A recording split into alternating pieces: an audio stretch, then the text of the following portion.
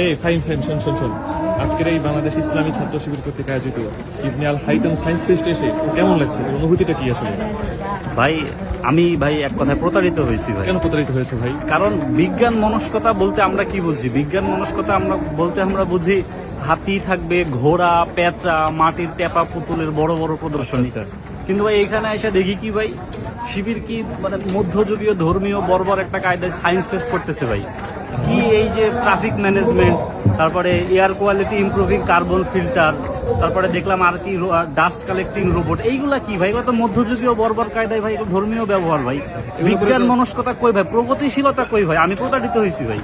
এটা শিবির কি ভাই? এগুলা কি করতেছে ভাই? আমাদেরকে বিজ্ঞান মনস্ক হইতে হবে, মহাকাশে যাইতে হবে ভাই। কিন্তু এগুলা কি আয়োজন করছে শিবির আমি বুঝলাম না, আমি হতাশ পুরো ভাই।